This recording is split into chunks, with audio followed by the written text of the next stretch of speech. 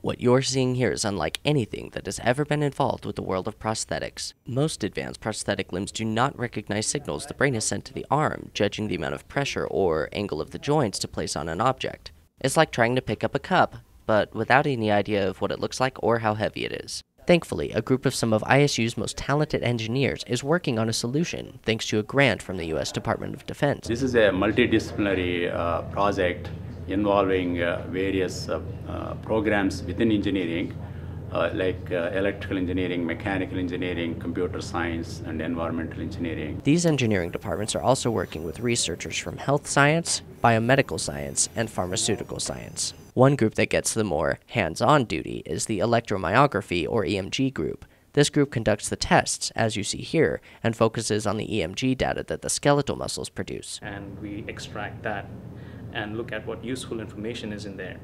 Say, for example, in terms of the force that the person is trying to generate, or the joint angles that the fingers make for a particular EMG signal. One issue that makes this even more complex is that not all of the hand and finger muscles go into the arm.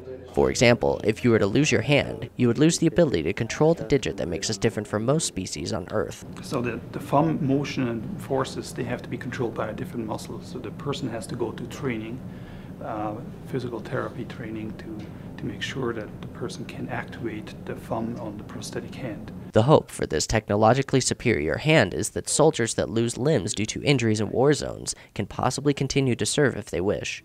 Dr. Naidu and his team hope to create a prosthetic that will benefit all citizens, whether military or not, and that boils down to one factor: cost. And this was, kind of earmark. So we want to thank both the university administration and the Idaho congressional delegation for funding this project. From the ISU Engineering Lab, Chris Cole, Idaho State of Mind.